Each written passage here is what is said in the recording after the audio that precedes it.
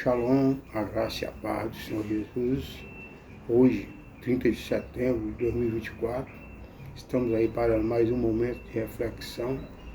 E a reflexão desta manhã será sobre a igreja em Tiatira. Amém? Sobre a igreja em Tiatira, uma igreja que foi fundada no ano de 313 a 590 da era cristã. A igreja da Idade Média, uma igreja onde não seria mais perseguido pelo Império Romano, porque havia acabado o Império Romano, e aí daí em diante seria o papado. O inimigo usou de estratégia, né? Tirou o Império Romano, o pessoal não estava mais adorando os imperadores, e aí levou a adorar o Papa. Incrível que eles começaram dizendo que esse Papa, eles denominaram o nome de Pedro. Pedro já havia morrido há mais de 590 anos antes, né? Pedro foi crucificado de cabeça para baixo, que ele falou que ele não era digno de ser crucificado igual ao mestre, e 590 anos, 550, 590 anos depois, eles pegam a referência lá em Mateus 16, 13, 20, dizendo que o Papa escolheu uma pessoa para ser o Papa e colocou o nome de Pedro, referendo-se a Mateus 16, 13, o qual eu quero ler essa referência para vocês terem ideia como o inimigo usou, ou seja, o Império Romano usou esse nome de Pedro para poder colocar ele como Papa. E lá em lá em Mateus 16, 13, diz o seguinte: vindo Jesus às regiões de Cesareia, de Filipe, perguntou aos seus discípulos, dizendo: quem diz os homens que o Filho do Homem eu sou? Isso aqui o próprio Jesus perguntando aos seus discípulos. E eles disseram: alguns dizem que é João Batista, outros Elias, e outros Jeremias, e outros um dos profetas. Disse-lhe ele, Jesus, dizendo: mas vós, que dizeis que eu sou? E Simão Pedro respondeu, dizendo: tu és o Cristo, o Filho de Deus vivo. E Jesus respondendo, disse-lhe: abençoado és tu, Simão Bar-Jonas, pois carne e sangue não revelaram isso a ti, mas o meu Pai que está no céu.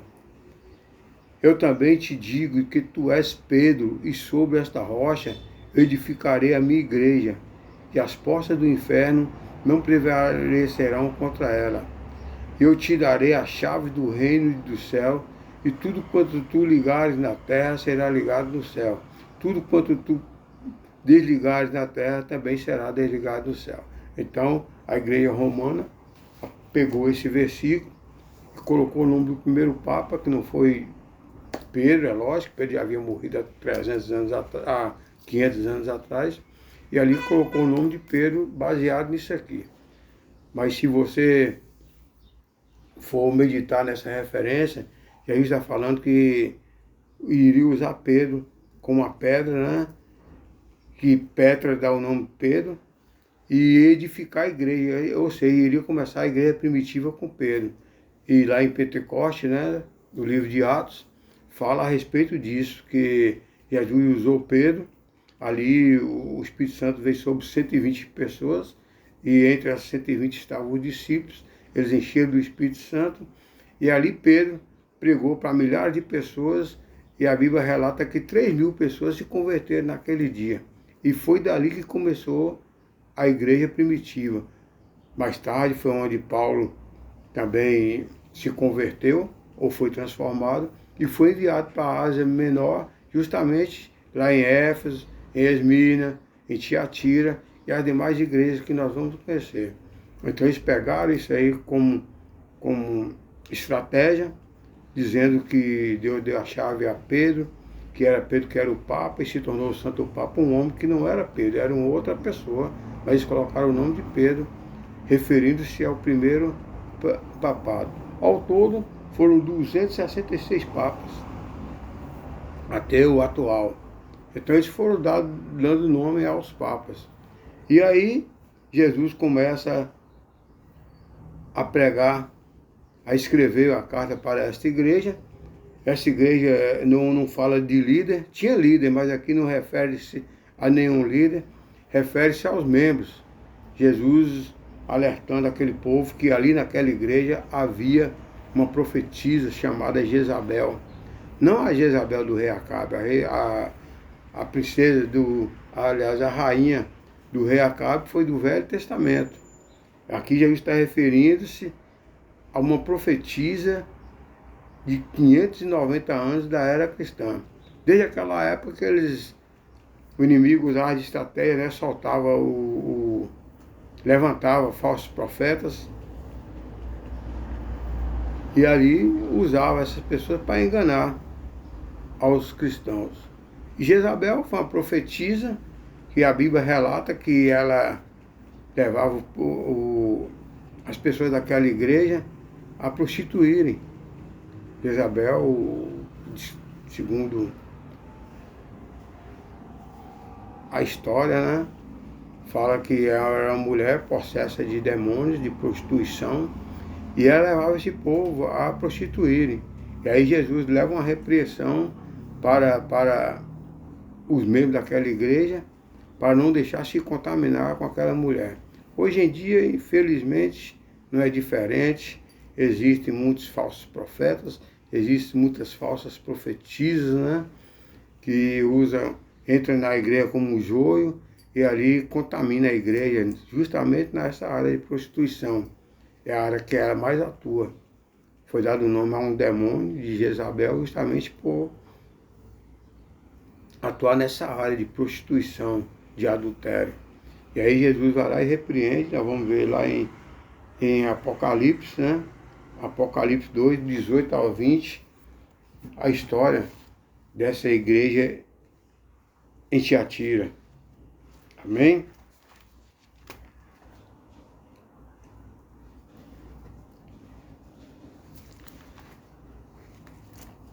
Está lá em Apocalipse 2, 18.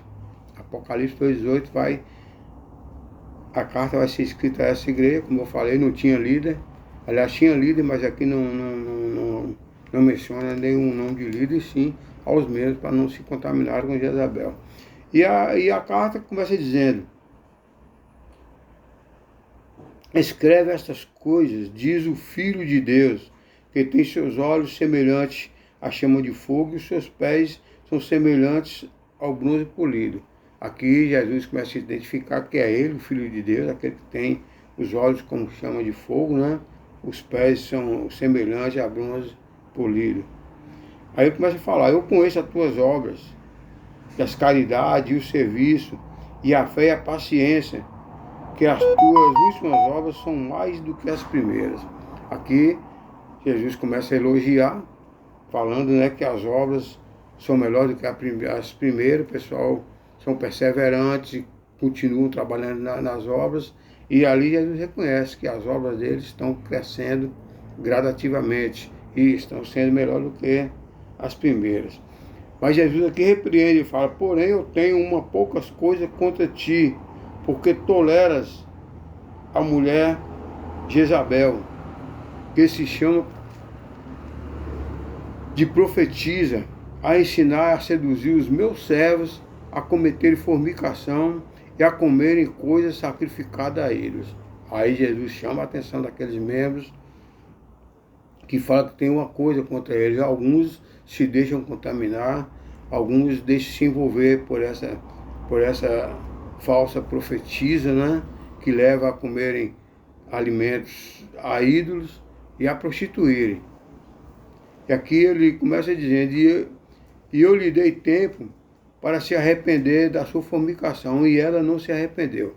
Jesus aqui está falando que ele enviou profetas dele mesmo para repreender aquela profetisa, dando tempo a ela de se arrepender, mas ela não se arrependeu. Aí Jesus continua a carta: e eis que eu vou jogá-lo em uma cama, e aqueles que cometeram adultério com ela em grande tribulação, a não ser que eles se arrependam de seus atos. E eu matarei os seus filhos com a morte, e todas as igrejas saberão que eu sou o que esquadrinho os rins e os corações, e darei a cada um de vós conforme as vossas obras. Aqui Jesus começa a falar que ele vai colocar enfermidade sobre aquela profetisa, vai colocar em uma cama. Ela vai também levar em enfermidade aqueles que se contaminaram com ela. E aqui fala da igreja que será contaminada, né? Os filhos, que ele matará os filhos. Aqui são os filhos espirituais dessa profetisa chamada Jezabel. E ele continua, mas digo-vos aos demais em Tiatira, a todos que têm essa doutrina e que não têm conhecimento das profundezas de Satanás, como eles falam, eu não colocarei sobre vós nenhum outro falo.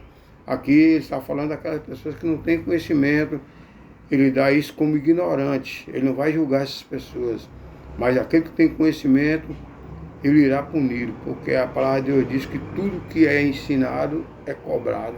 Por isso que ele diz, e conhecereis a verdade, e a verdade vos libertará. Quando a palavra chega ao seu servo, ele começa a conhecer a verdade. Se ele praticar as coisas do passado, aí ele será punido severamente.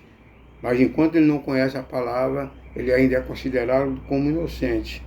E não colocarei sobre vós nenhum outro falo.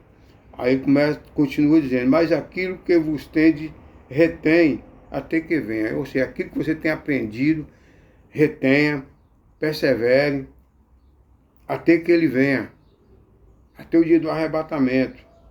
E aí vem a promessa, se ao que vencer e guardar as minhas obras até o fim, a ele eu darei poder sobre as nações, e ele as queimará com um cetro de ferro, com os vasos do oleiro, e serão quebrados em fragmentos, assim como eu recebi do meu Pai, eu darei a estrela da manhã, àquele que tem ouvido, ouça o que o Espírito diz às igrejas.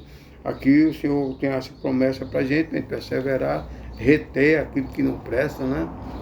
E perseverar no que é certo.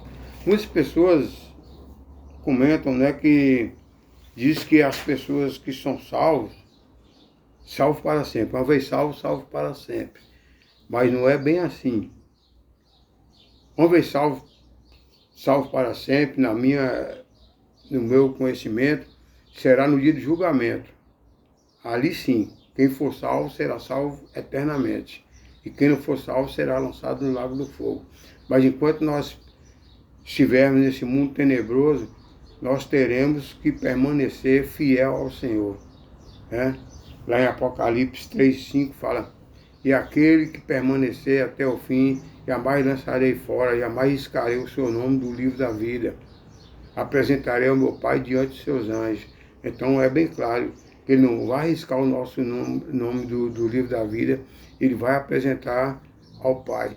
Aí o pessoal fala, mas Deus não é Deus de ficar riscando, de apagando. E realmente, no dia do juízo final serão apresentados os livros. Ou seja, o livro, quando você aceita Jesus, e depois vai apresentar o livro daqueles que perseveraram. Quer dizer que no juízo final vai ter pessoas que tiveram o nome escrito no livro da vida, mas não vão ter o nome escrito nos que venceram. E ali eles vão dizer, Senhor, Senhor, em teu nome profetizei, em teu nome eu curei, enfim. E o Senhor vai falar, afastai de mim, vós, que praticai iniquidade, eu não vos conheço, porque o nome dele não estará escrito no livro daqueles que perseveraram. Amém? Que essa reflexão de hoje sirva de exemplo para você venha colocar em prática. Não deixe se levar, amados, pelos falsos profetas, pelas falsas profetisas. Hoje, infelizmente, está espalhado aí por toda parte do mundo os falsos profetas, como um joio, quando entra na igreja, começa a apontar, só faz apontar, não existe nenhum elogio. E sem contar com a contaminação da prostituição, né, do adultério, o espírito de Jezabel agindo aí hoje em várias pessoas, não só em mulheres, mas também em homens. Homens também recebem esse espírito, né? Homem também é prostituto. a história daquela mulher que foi pega em adultério, Maria Madalena, você vê que eles só apresentaram ela. Mas a mulher prostitui só. Cadê o outro que eles não apresentaram? Né? Assim como a mulher prostitui, o homem também prostitui. Assim como a mulher é adúltera, o homem também é adúltero. Então, tem que fugir dessa prática e não deixar se levar. Infelizmente, nas igrejas de hoje ainda acontece muito isso, né? Muitos membros entram ali como jogo, ou entram ali cheio de espírito de Jezabel e levam a contaminação. E aquela igreja será lançada fora, conforme o Senhor falou. Vai vir um cetro de ferro naquela igreja e ela será envergonhada. Portanto, busque sabedoria, busque discernimento ao Senhor, compartilhe esse vídeo, que ele venha chegar a toda a Judéia, Samaria, com o fim da terra, e tenha uma boa noite, um bom dia, na presença de Deus. Vamos orar?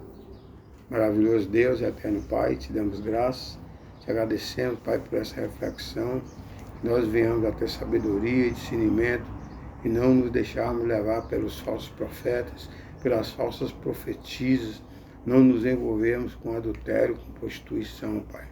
Que o Seu doce amado Espírito continue a nossa direção, nos guardando e nos livrando de todo mal. A Ti toda a honra, toda a glória, exaltado a Teu santo nome. Amém, amém. Amém, amados. Tenham um bom dia, fica na paz, e Deus na direção sempre. Shalom.